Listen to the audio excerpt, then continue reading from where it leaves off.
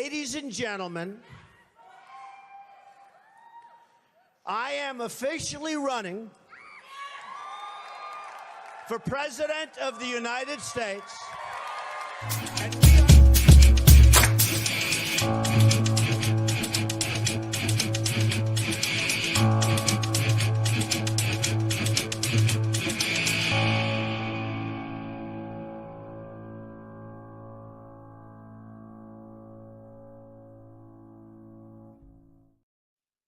Good morning, good evening, good afternoon. Welcome, welcome, welcome. Hope everyone is doing well.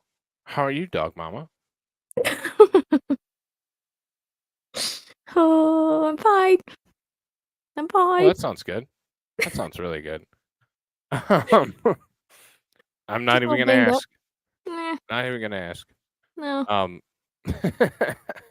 I should tell the fake story, but I mean, it's not a really. We just won't go with it. That's probably best. That's Yeah. probably best. So Because the real funny's not that. The real story's not that funny. I thought it was funny. I mean, I'm sorry. It was horrific and terrifying and terrible. Okay. I tripped on a backpack because I didn't want to stub my toe. That was a bad pick. You probably should have just stubbed your toe. Yeah. But I didn't want a broken toe, you know? That's true. It's true. So, So, I mean, well, it happens. yeah. But nothing's broken, hopefully. Well, that's good. That's good. Or at least Glad that's nothing's what broken. that's what the doctor, the orthopedic physician's assistant said. Okay. So I'm like, Well, hopefully it's only hurts for a little bit. yeah. Probably longer than a stub toe, though. You know, yep. I'm just going for the stub toe. 100% out of the time now. I mean, Stub toe or go home. sometimes. Yep. But with that being said, we are Yeah. going to stream Ginger Snaps, the remainder of his closing. So this is the rebuttal closing. And yeah, so we got about half an hour, 45 minutes, somewhere in that general vicinity tonight. Then we'll finish it up and wrap everything up next week and call it for the Matheau Moore trial. But yeah, we watched the previous closings last week. So yeah, I mean, if you have anything to add, if not, I'm gonna get rolling. No, let's go. Let's get it. Now, ladies and gentlemen, I'm not going to stand up here for an hour, 45 minutes. I will try my best to make it short and sweet because I know as the last person that you're going to hear from, I'm also the last person you want to hear from because that means the case is over and you can go back and talk amongst yourself for the first time in this case. I already hate him. But I've been doing this for a long time, maybe not as long as opposing counsel. And when you get up in closing and you say, look over here, look over here, look up here, look down here. That's what that closing was. It wasn't a focus on the evidence that you actually heard from that witness stand.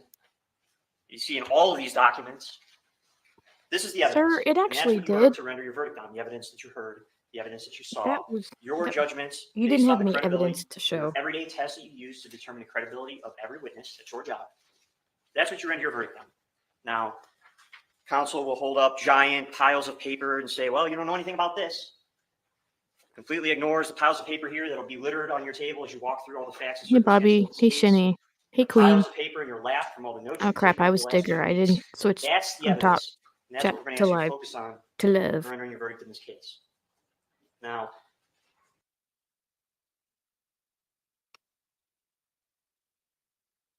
I want you to focus on what she ignored.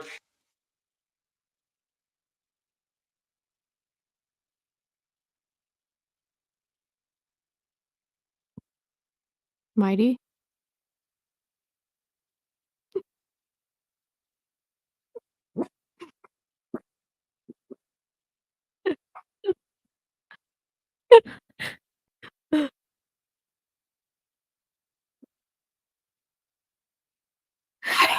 flipped it.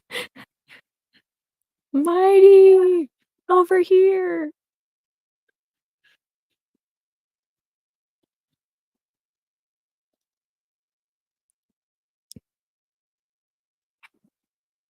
There we go. Made throughout the last 2 weeks. You have in your jury instructions a discussion about the facts, the elements of each of the crimes charged. You have part of your jury instruction a discussion about suicide, because that's what's being argued in front of all of you over the last 2 weeks. So this case is about suicide versus homicide. Because if you find that Emily Noble did not commit suicide, Hey, Ozzy.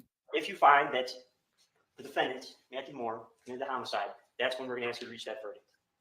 But the reason that's an important distinction to make is because if you don't find one, you find the other. This isn't an accident, as Mr. Sleeper said in the initial close. This isn't an accident where Emily was walking through the woods, tripped, and accidentally hung herself. The evidence is clear based on the pictures that you've seen from the scene over the last 2 weeks, and it's clear from what you're going to be able to see when you go back during your deliberation. So it is paramount to understand that difference.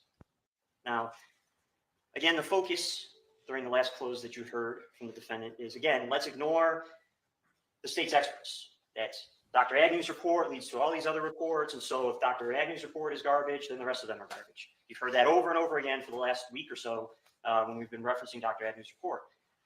The one thing that's apparently, again, didn't feel the need to discuss is that Dr. Garvin, the defense's own expert, agreed with the paramount parts of Dr. Agnew's report. So it's not garbage. It's not throw Agnew. And I apologize, you're not going to get as much theatrics out of me, and you haven't over the last 2 weeks. I'm not going to throw pages on the ground to emphasize my point. That's not me. But to suggest that Dr. Agnew's report is completely garbage, and so the rest of this is garbage, flies in the face of what the argument has been made over the last 48 hours, which is that, Agnew's report, which is that Dr. Garvin's opinion is the only one that matters here. But not only does Dr. Garvin, you heard her testify, agree with Dr. Agnew's parts of the report, talking about perimortem fractures, bilateral fractures to the hyoid and the thyroid cartilage. That's what we're here for. That's the injury. That's what led to the death of Emily Noble. What you also heard from Dr. Garvin is that she agreed with portions of Dr. Smock's testimony. She admitted to you, yeah, I cited this study, but when asked about the specifics of that study that she based her entire opinion on when it relates to whether this could possibly be a suicide, she folded. You could tell from her body language as she sat in that chair. Again, body language that you all saw and body language that you all should consider. She did this. She put her arms across one arm, across the other arm. She shut down. It was difficult when answering questions. Mr. Sleeper had to ask specific questions, and then eventually she said, okay, I got these details, and it doesn't fit exactly what we had in this case. And then on redirect, all of a sudden, arms are removed. She's turning her chair, speaking to you all directly. And again, these are credibility determinations that you're all to make, and that's your job. Dr. Garvin also said on the stand that she was looking for something to refute Dr. Smock.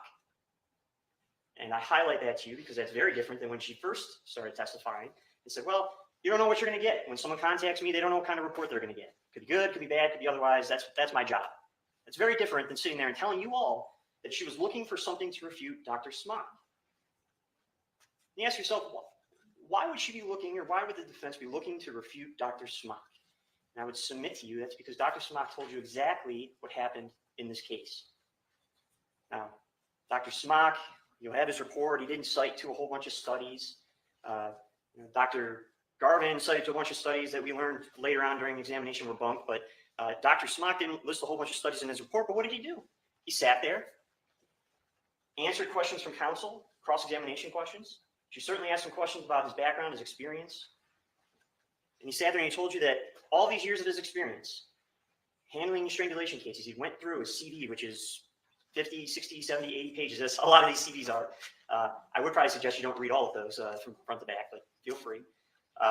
Dr. Smock sat there, looked at all of you, and explained to you what he found in this case. What Dr. Smock told you is that this was not a suicide. He explained to you why.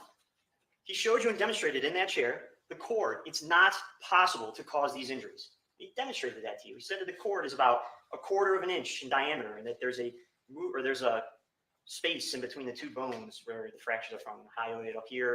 And he demonstrated how you could find it on yourself, the thyroid cartilage, and he explained that to you. He explained to you that the factors in this case, in Emily Noble's case, why we're all here, why we've been here for the last 2 weeks, point to this not being a suicide. Her weight, not possible. He explained that to you. That in his experience, over dozens of years, not possible. He explained to you that the ligature, again, not possible.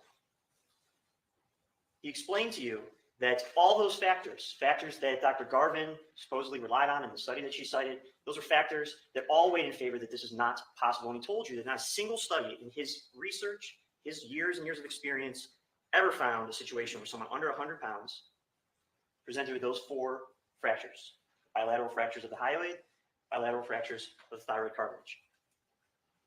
Now, although Dr. Garvin wanted to find something to refute Dr. Smock, I think it's clear from her testimony she didn't. She didn't. So not only did she tell you that was what she was trying to do, but she also admitted on the stand she wasn't able to. So we ask you to take that in consideration when judging the testimony of Dr. Smock and the testimony of Dr. Garvin. Now, you also heard testimony from Drs. Richmond, Dr. Hickman. They explained to you their portion of this case.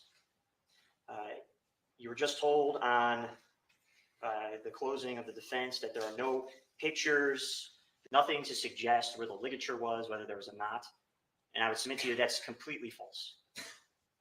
Look at the pictures.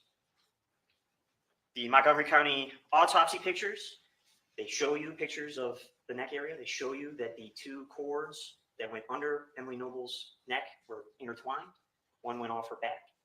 You can see from the pictures where the cuts were made by BCI when they went out to the scene. And you can also see in the imaging that they did, exactly where those cords were. You also heard testimony from Dr. Hickman that there was no knot.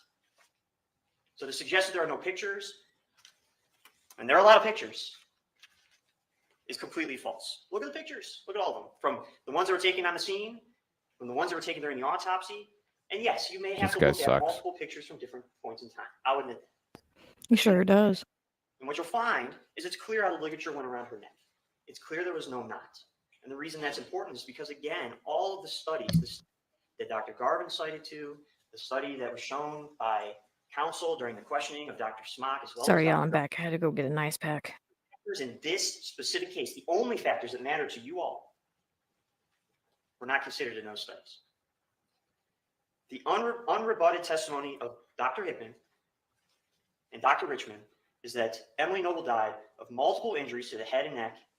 Dr. Richmond told you about the hyoid bone and how at that point That is just that's when they not transfer true. the body from more. Yeah, I know. Like, how can they transfer just the body to fucking Ohio stand up State there to and continue to spout evaluate shit it. and Dr. it's just Hickman's not testimony true? on the death certificate is that the death was caused due to manual. This guy just Something that he irks told me. you. He determined this was not a suicide. He's week or just so a after the weaselly initially little reviewed bitch. evidence, prior Yeah. to receiving Dr. Smock's testimony, and it was not until later on when that official determination was made and he sat in that chair and explained to you the process, how that process played out, and that's what caused the delay in the time as opposed to just waiting for Dr. Smock's report. Ladies and gentlemen, those are some of the experts that you heard from. You are going to get and you have in your jury instructions that you are to review their testimony amongst yourselves. You determine credibility as you do with any other witness, and you assign the weight that you think is necessary based on all of those reviews. And I think it's clear that you should be putting weight on Dr. Smock's testimony. Dr. Smock, again, as Dr. Garvin agreed with, his testimony, sitting in that chair telling you that You this shouldn't is put not any weight on it. possibly Like, I can't put suicide. any weight on my knee. Now, it's easy in this type of case over 2 weeks to jump up and down, lay on the ground, do all types of theatrics. And I would submit to you, ladies and gentlemen, that at the end of this case, regardless of the outcome, Emily Noble is gone. She's gone now. She was gone when the defendant called the police and said she was gone. She was gone when he reached out to her sister and said Emily Noble is gone, and she's gone today. This is a serious case, and I think that's demonstrated by the fact you heard 2 weeks of testimony. Now, making the distinction between suicide and homicide, as I mentioned, is extremely important. And as we diligently outlined in our first close and went through the evidence, and I'm not going to rehash that now, I think it's clear from the evidence, from the testimony of everyone that you heard from around Emily Noble's life, there's not a single shred of evidence whatsoever that suggests she would have committed suicide. Not only that, not a single shred of evidence that she would have committed suicide on that special day that she has between her and her sister. Where is it? It doesn't exist. Because that's not what happened in this case. What happened in this case is that the defendant, her husband, Mathew Moore, Yeah, but you don't know her. killed her. And that is why she's gone. So let's talk about that. Now, again, you were shown a giant stack of documents and said, look at all these messages. And they just want to show you these little flimsy handful of messages. And that's Thanks for the hot dog, Bobby. Those messages outline what's happening in that 6-month period prior to Emily being killed. But I'd submit to you, when you review those messages leading up, and just a few weeks before the defendant calls police, calls 911, 8 hours after he's awake, is that his words, "My marriage is over." Which you'll also hear The from one fucking the text. text. That is all he can go on. It is bullshit. Now, I'd submit to you, those are pretty important statements to consider when reviewing the other facts and circumstances of this case. Not the messages about sorry that you don't know 8 months later, what do you want for dinner? the 9 trials months later, and tribulations of being with a 7 months female. Later, what do you want the statements. That's exactly it. Statements that are directly related Sometimes. That's exactly it. He doesn't understand. And that's why you should give it its due weight. Now, what counsel said towards the tail end of her closing argument is that Emily wanted to find peace in the woods and the forest, and that's what she did. Now, we'll talk a little bit more about some of the other facts and circumstances, but ladies and gentlemen, I submit to you that she couldn't find peace in the forest if she wanted to. She had no light source. She had nothing that could illuminate the area where she was found. And that brings me and want to draw your attention to the scene that was found. When you heard original statements made by Mr. Moore, he suggests, well, I left the room at 1:30, went to the bathroom, slept in the other room, and when I woke up the next morning, 10, 11 a.m., she was gone. Suggesting that Emily, at some point in the middle of the night, when it's dark out, early morning hours when it's dark out, went to this wooded area that you heard testimony from the 3 ladies that found her about how it's dark in there, can't see anything, and they explained to you what that looked like. You all were in the woods. You all saw the exact area where Emily was found. You were there in the middle of the afternoon. So you can discuss amongst yourselves if it was easy to see, if it was hard to see. Weasel. It's different when you're standing on the street looking up at the sun than when you're 50 yards in. Sorry, I was typing. I guess I can't talk and type like you. In this wooded area. Not only that, but instead of being there at 2, 3, 4 o'clock in the afternoon, you have to think that according to the defendant's statement, it's either the middle of the night, early hours in the morning, and nothing was found. There's been a lot of discussion about a water bottle, e-cigarettes, but the one thing you didn't hear is there was no cell phone, no flashlight, no other light source, and that's an important fact. The reason that's an important fact is because I'll agree with you, or I'll agree with counsel. Andy Moore's not a criminal mastermind. He messed up. He screwed up. And the reason we know that is from Officer House's body cam. Now, when Mathew Moore murdered Emily in the woods, obviously he would have needed a light source, would have needed something to find his way out of the woods, to climb that real steep hill, trying to get up out of the woods, make his way back home. And unfortunately for him, the one thing he didn't leave behind, besides the water bottle and all the other things, was the light source. He took the flashlight. It's a hard skill typing and texting, or typing and talking and looking and moving. And reported that Emily was missing. I know. I feel like I'm showing the officer and telling the officer this story. I'm already short. Timeline that keeps changing every time he's asked about it.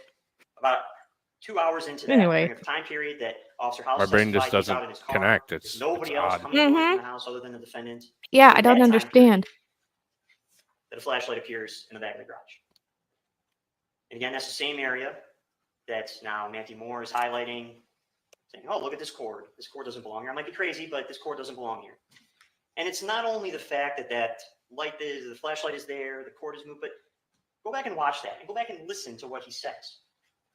It's not a situation where, oh, I was moving things around and I realized this didn't belong. This cord didn't belong. Officer House specifically asked him, did you touch anything? Did you move anything? And Mathew Moore says, no. You didn't touch anything. You didn't move anything.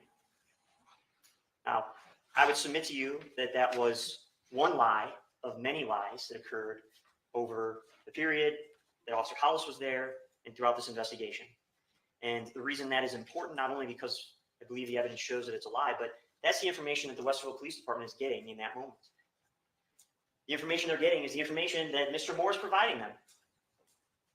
And counsel wants to make show of a press release that went out the next Weasel, day, just shut up. and other information that Westerville Would Police you? may have gotten wrong. Now looking Would you, back at it Weasel, years later. shut up. But think about what Westerville Police is doing in that moment on the 25th, the 26th. They're looking for a missing person. The only information that is being provided to them at that time is information provided by Mr. Moore because he's the last one that saw her alive. So to suggest that, well, Westerville, they were just shoddy police work, they didn't know what they were doing, they got this time wrong, this date wrong in this press release, I'd submit to you that the information that they were working on to find Emily Noble alive was information that was provided by Mathew Moore. Now, you were also just shown a video of Mr. Moore's demeanor when he finds out information from Officer Hollis that the neighbor may have seen Emily that morning. And a lot's been made about the thumping of his chest, his excitement. And I ask you again, go back and watch the body cam. Closing argument is not evidence, just like closing argument for the defense is not evidence. The evidence is what you heard from that box, what you have in exhibits. And go back and watch that body cam. And think to yourself, what new information did Officer Hollis just provide the defendant? Nothing. Nothing was new. According to Mathew Moore's statement, he woke up at 1:30 in the morning, went in the other room, woke up around 10 or 11, and then Emily must have gotten up and left at that point. Which is highly plausible. So think to yourself, why would now I hearing don't that understand. somebody else may have seen Emily get up that morning, Get it through the your same thing dead that skull. the defendant said, that's not new information. Is that the reaction you would have if you were just told, hey, maybe you were right? Or is that the reaction that you He doesn't give want to, though. when you find out, well, I might get away know. with this. Somebody may have seen her this morning. or 'Cause thinks he's they saw her this stupid. morning. He's the special kind of So go back and stupid. watch the body cam footage. Think about the timing. We talked about an opening that, again, you don't just fast forward to the end, Bless see your the sweet ending, you little make your heart. decisions. You got to look at all of the pieces as they fit together.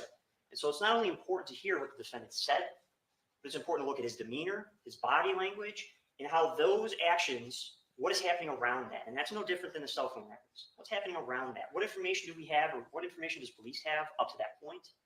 Does his reaction seem like it's towards something, new information that was given to him, or something different? And then going forward. So please diligently review that timeline. And I'd submit to you that that's not the demeanor of someone that is excited that maybe his wife left that morning. That's the information he gave police, but it's something different.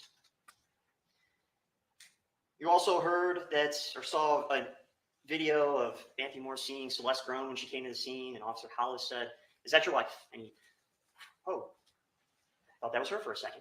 Again, ladies and gentlemen, is that someone that's got the reaction of, oh, maybe that's actually her? Or is that someone that acts like that they may have just seen a ghost? They see someone, it might look like his wife. He knows it's not her. If he was that worried about his wife coming home, he certainly would have spent the 10, 15 minutes to walk down the street to the walking path that she did regularly. I'm not over there, but No, thanks he for the didn't do super that. chat, He didn't do Comer. that either. So ask yourself, Wait, what? Where's the super chat? these are all Did you say pieces thank you for the that super chat for? are being No, thrown around. Comer was earlier. Things that are, well, look at this Yeah, over here, look at that this was over Oh, yeah, here. okay, It's we- important yeah, to we look got at them sequentially. as Too they much happen. stuff going on. As Prosecutor Sleeper said, last week you may have been looking at pieces of evidence and thinking, how does this all tie together? Shit, you're And that's telling your job me. now is the jury. As any case, and I'm sure Ms. Benaschi will agree that we, in our minds, have an idea of how a case should proceed, and we try to keep it as linear as possible, and sometimes that's just not possible. But the reliance is on the jurors to take notes, to speak amongst themselves. The reliance is on counsel to get up in closing and to tell you exactly what sequentially is happening. Now, ladies and gentlemen, what you'll see in this case, and it's been presented over the last 2 weeks, and you'll see when you review the evidence, is that, again, the defendant's not a mastermind. What you can see is something that you all have probably seen in your normal day-to-day lives, is that one lie Yeah, neither are you, dipshit. leads to another lie, You're not a mastermind leads to either. another lie, leads to another lie. You can see that right away. I'm a mastermind again, in now. Officer House's lie. Yes, yes, you are. The defendant comes up with a story about this beautiful day he spent with his wife the day before. If I were a mastermind, I I want probably you to believe wouldn't that she be in committed the suicide that next morning. brace. Spent this beautiful day with his wife. They had sex that night. He woke up at 1:30, and then the next day she was gone. All I heard was master Again, and then you see from brace. the body So I'm going to cam leave that that Officer alone. Hollis, who's been doing this for a long time, Fuck you. is seeing things that don't fit with what the defendant is saying. He looks in, sees that the bed is made, immediately says, and you can see the reaction of the defendant. It's like, I just saw that. This guy's no master I just saw debater. that. Thanks for pointing that out. She must have made the bed this morning. And then you can go in there. And Someone's trying to bait me into saying some stupid shit. Guilty as charged. It's clear that nobody slept in that bed. Just another example of a lie. And fast forward, a short period of time later, with Officer Hollis in that same bedroom, Mr. Moore is now saying, "Well, she made the bed, but the pillows are out of sorts, so she must, the pillows don't make sense." Why are they so enthralled with the bed not being made? I know. It is Driving me Sleeping pill. I insane. took a sleeping pill. Leave the bed Sitting alone, next to bruh. his friends, It has to nothing our to do with text anything. messages in the early hours of that night, and it's clear that from the phone records, which you'll have, and we ask you to review again, as painful as I'll admit it's painful, but please review those and looking at the timeline of all the events, that the defendant is clearly on his phone up till 4 in the morning, 4:30 in the morning, and then again at 8:30 in the morning. And the reason these details matter, details are important, because I heard genital mutilation on my story that the TV. defendant has been telling Officer Hollis initially when he first came out. He keeps adding on to. He keeps going along, adding different facts. The timing is all messed up. That he then, in his interview with detectives, is going through the timeline. Another 10 minutes of this Says, asshole. "Well, my time might be wrong, but here Oh, it is anyways." well, that went fast. And when looking at the demeanor, and again, you ladies and gentlemen of the jury, your sole judges of credibility, look at the demeanor, use those everyday tests of truthfulness, the things you can do when you've got your 2 kids, if you have 2 kids telling you 2 different things, and you have to decide who's telling you the truth, use all those everyday tests. It's nothing special. What you can see in the defendant's interview. Oddly enough, I think one going to The end it would make the bed. They put their items in facts order and before going circumstances to that do are it. at Yep, issue. exactly right, Shenny. And we know Mathew Moore went to Butte, Ohio, went to a few restaurants in Uptown. Listen to his demeanor as he's telling that to detectives. It's fast. It's sequential. It's clear. He's able to give specifics. And then as soon as detectives start asking him about after they get home, that's when the timeline falls apart. That's when it's, well, it could have been this time, it could have been that time. Well, I don't remember. Could have been this, it could have been that. Go back and review that. You can see the clear change. Because instead of getting in there and telling the truth about what's happening, now he has to make sure that not only is he saying, but he has to remember what he said before that, and before that, and before that. And it's clear you can see that story change and continue to evolve. You can also see that when detectives ask Mr. Moore about his marriage. He talks about it being an 8 out of 10. And then when detectives start asking him about specific messages and we taking her wedding rings off, then all of a sudden it's, well, there were ups and downs. Trust me, you guys, you wouldn't understand. Tomorrow, everything would have been fine. Well, maybe he wouldn't have understood. Talking about specific facts that are not in dispute. There's one way of discussing these things with officers. Thankfully, he doesn't have to prove that he's innocent. On specific facts and circumstances in that time period. Yeah. Weird how our system works. Yeah, burden shifting. There was a discussion about some of the searches that were done in this case as well. And I'd submit to you, ladies and gentlemen, that you did not hear a single shred of evidence from that witness stand, any of the documents, any search the defendant was involved in.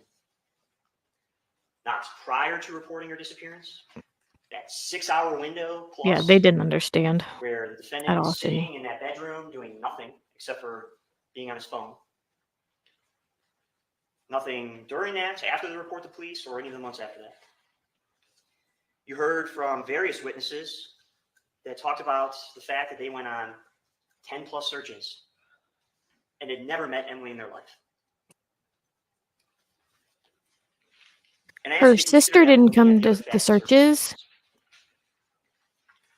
Why would the defendant not want to be involved in the searches? Why would the defendant? Matt's friends did, though. Who's pretty clear initially to the officers. We just forgot about that one. That you need to search this area. You need to look in this area. This is a walking path. Maybe because he didn't want to find her that way. Why would he not want to be involved in that search? Why would he have not searched that area prior to calling law enforcement?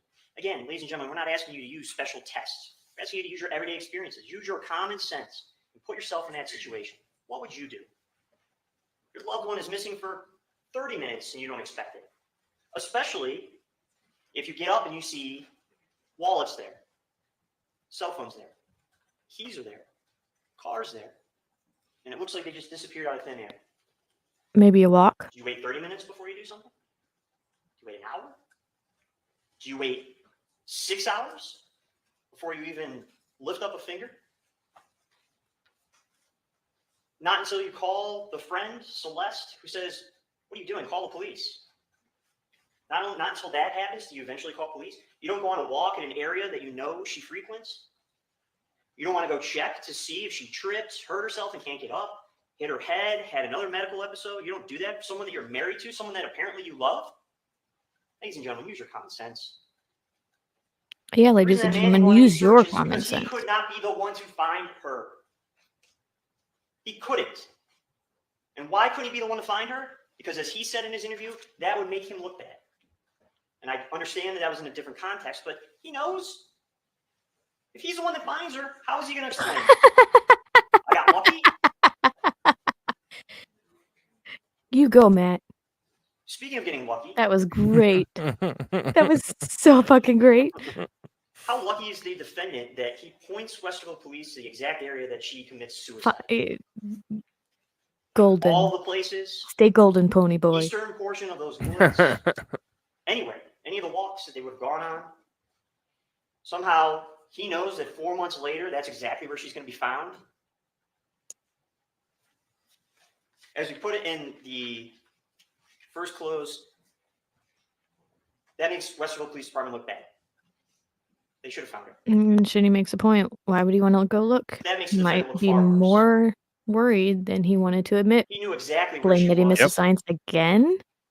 He's Mhm. worried. Exactly where The she second was, loved one because that's not where he responding killed her. to him. That's where Exactly. he killed her. That's where he strung her up to make it look like a suicide. And he knew exactly where she was until she was found in September.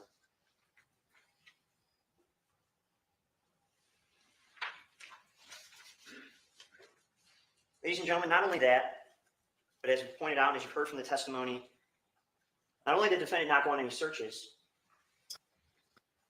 but while everybody else, Yeah, people who have Shanita is never met killing Emily, him. law enforcement is diligently looking for her alive. Because at this point, it's a missing person. And I wouldn't case. agree that his attorney Years would after be the report. happy with him. That's when the defendant is not only not searching, but then suggesting that he's not ready to find a body in the woods. I'm sure Matt's fed up. He's giving an interview saying, I didn't kill my wife. He's giving an interview where he's saying, I Hey, loved her, Scad, it's speaking in okay. past Take care of tense. yourself, hon. The only person. Oh, I'm sorry to who's hear that, taking Scad. Emily I hope Yeah. you feel better days soon. After her report of being missing, the only person that is suggesting Yeah, she's just take already care of dead yourself. Yeah, is that man sitting over there. not yet.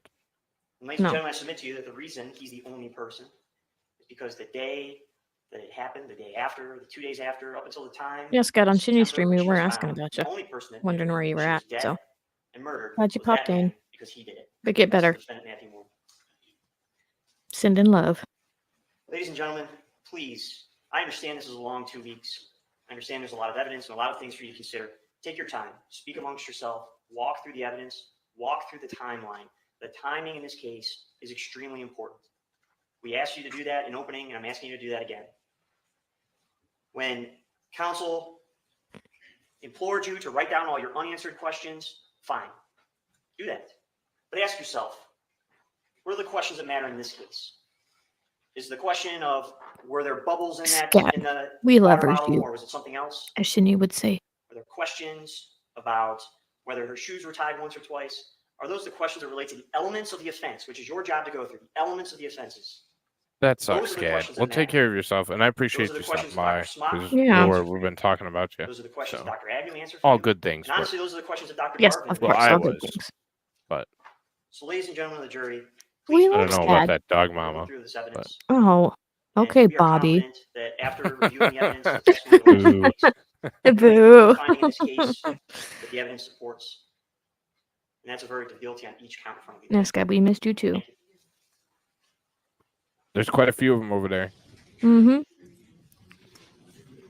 This So friend that Lou. Ladies and gentlemen, it's now is- the court's responsibility to instruct you on the final portion of your instruction. It. So we're not gonna go through that. I mean, we could do the verdict tonight, or do you think we should wait? Your call. I'm good either way. Um, It's only like 30 seconds. That's why I'm asking. Oh. Does Shinny want to join and see? That's what I'm wondering. So we'll save it because that was my original plan. So Okay, let's save it. Yep. we'll save it. We'll have it with Matt. Another We'll, cliffhanger. yeah, we'll celebrate. Dun So dun dun. that sounds like the better way of doing things. And then So, we can talk more about it and do all that stuff. yeah, and then we'll really kind of break it down, close Right. out this what truly was an injustice in my opinion, and kind of move on from there. So, Mm-hmm. but Oh, thanks, Scab. testimony's all in, everything's all. I appreciate it.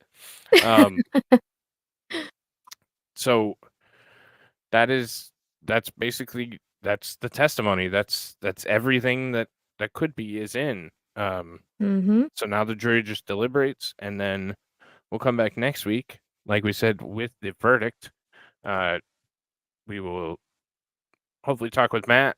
Yeah, we'll get Matt in on that. Yeah, and kind of wrap everything up and call it for the night, or call it for this trial. So, Then we'll have to find another one. I got an idea, but we'll see. We'll throw up a Okay. vote on the community page. All right. Probably at the end of this week and let it run until then. So, but yeah, so that's going to be it for us tonight. Like we said, shorter stream. We just wanted to finish up with what we had last week remaining. So we will catch you next week for the verdict, for the wrap up, and for our thoughts. Until then, Dog Mama, do you have anything to add? I'm gonna go to bed. You take care of yourself as well. Yeah, no. Watch for Yeah. bags. Yeah, I'll go to bed and I'll watch the caucus. I've never seen one, so this will be interesting. Yeah, for sure. For those who don't know, and I'm sure it's mostly everybody that's in here is in both, and I appreciate the hell out of that, but I am also streaming the caucus, the Iowa caucus, on my channel in the other Dicky-Doo, other window. So so if you're into politics and you want to see what is going on with the Iowa caucus, I am streaming that as well right now. So, but that's going to be it for me tonight. Tune in next week to see the verdict and wrap this case up. And I hope everyone has a wonderful evening. And I hope to see you all again very, very soon. Have a good night and take care, everybody. Good night.